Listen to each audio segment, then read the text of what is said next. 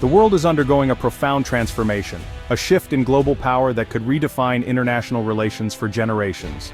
For decades, the US and its allies have dominated a unipolar order, anchored by the dollar and Western-led institutions. But now a growing number of nations are seeking alternatives, rallying around the BRICS bloc. 23 countries have formally applied to join BRICS, signaling a desire for a more balanced, multipolar world.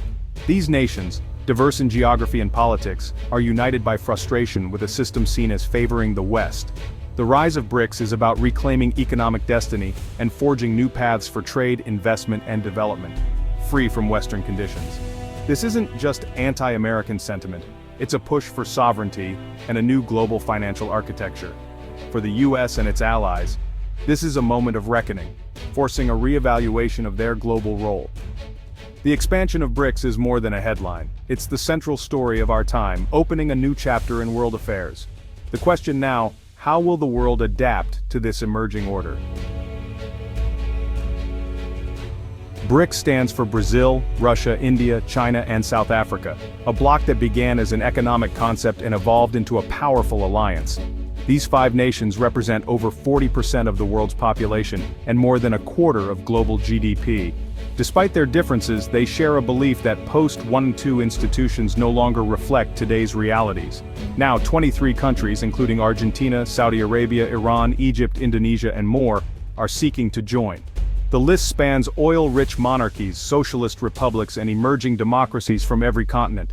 What unites them is a desire for a multipolar world and a platform to amplify their voices outside the Western-led system. For some, like Saudi Arabia, it's about diversifying partnerships. For others, like Argentina, it's about escaping the grip of Western financial institutions. The sheer diversity and number of applicants show this is a mainstream global movement, not a fringe idea. BRICS is becoming the focal point for those seeking a new global order. The surge in BRICS interest is driven by frustration with a global system seen as serving Western interests. Many in the global South feel marginalized by institutions like the IMF and World Bank, where the US and Europe hold sway. The dominance of the US dollar gives Washington immense leverage, including the power to impose crippling sanctions.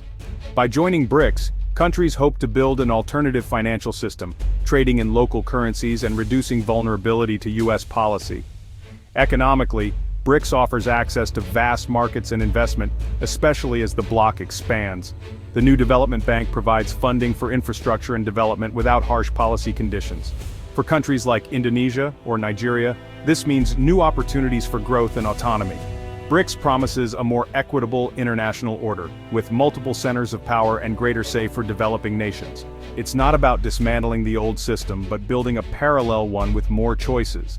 For the 23 aspiring members, BRICS is a vehicle for strategic autonomy and a fairer global system. The world is moving from unipolarity to multipolarity, and BRICS is leading the way. For nearly 80 years, the US-led order has shaped global governance, trade, and security, with the dollar at its core. This system has brought stability and opportunity, but also a clear hierarchy. Washington's interests often set the agenda. Developing nations have long felt constrained by Western-imposed economic models and strict loan conditions. BRICS offers a different vision: national sovereignty, mutual respect, and diverse development paths. Rather than overthrowing the old order, BRICS is building a parallel structure, one that gives emerging economies a proportional voice. Institutions like the new Development Bank and Contingent Reserve Arrangement are direct alternatives to the World Bank and IMF. The push for de-dollarization challenges the financial dominance of the US, promoting local currencies and trade. BRICS envisions a world where no single country can use its currency as a tool of coercion. It's a model of cooperation, not domination, one that's gaining traction across the global South. The contest between these two visions will define the next era of international relations. The world is choosing between a single center of power and a more balanced, multipolar system. One of the most profound shifts underway is the move away from the US dollar in global trade, a process known as de-dollarization. The dollar's dominance has long given the US economic privilege and the power to enforce sanctions. Now, countries like China, Russia, and India are increasingly trading in their own currencies, bypassing the dollar. This trend accelerated after Western sanctions on Russia in 2022 and is spreading to other BRICS members. Brazil's push for a common BRICS trading currency and the entry of oil giants like Saudi Arabia and the UAE make the prospect of non-dollar oil trade real. If major energy exporters accept yuan, rupees, or a BRICS currency, it could undermine the petrodollar system and reduce global demand for dollars. The consequences for the US could include higher inflation and borrowing costs. While the dollar's dominance won't vanish overnight, the world is clearly moving toward a multipolar currency system. Future global finance may feature several currency blocks operating side by side. For countries and businesses, this means more options and less vulnerability to US policy. The quiet revolution of de-dollarization, led by BRICS, is reshaping the foundations of the global economy. The shift is gradual, but the direction is unmistakable. The era of dollar supremacy is being challenged as never before. At the heart of the BRICS vision is the New Development Bank, or NDB, a direct alternative to the World Bank and IMF. Founded in 2015, the NDB is built on equal voting rights, ensuring no single country dominates. It focuses on financing infrastructure and sustainable development, lending in local currencies to reduce exchange rate risks. The NDB has already expanded beyond BRICS, admitting new members like Egypt and the UAE, and has approved nearly $35 billion in projects. Unlike Western lenders, the NDB avoids harsh policy conditions, making it attractive to developing nations. For many, it's a vital new source of capital and a symbol of South-South cooperation. The NDB is more than a bank, it's a cornerstone of a new multipolar financial order. The rise of BRICS will have major consequences for the United States, challenging its economic and geopolitical dominance. De-dollarization could erode America's financial privilege, raising borrowing costs and weakening the impact of US sanctions. Diplomatically, a stronger BRICS means the US must compete and negotiate with a powerful bloc that may not share its priorities.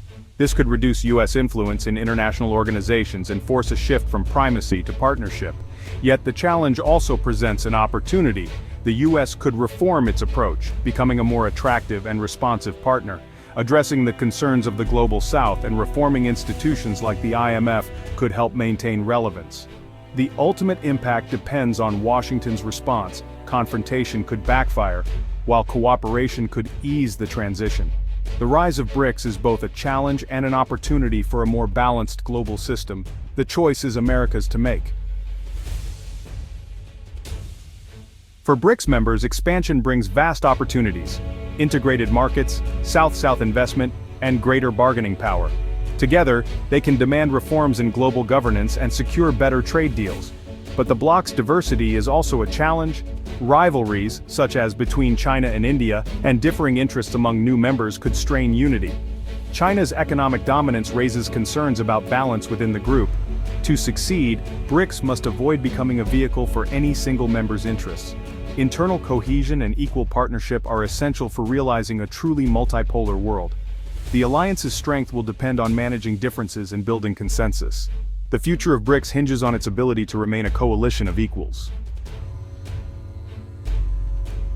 The surge in BRICS membership marks the end of the unipolar era and the dawn of a multipolar world. The bloc's appeal lies in its promise of greater voice and autonomy for the Global South. Institutions like the NDB and the trend toward local currency trade are building blocks of this new order. For the US and its allies, adapting means shifting from leadership to partnership. For BRICS, success depends on managing internal differences and maintaining unity. The world is moving toward a more balanced, complex system, one not designed in Washington alone. The central story of our time is the diffusion of power and the collective effort to build a more equitable world. The challenge ahead: managing this historic transition peacefully and productively.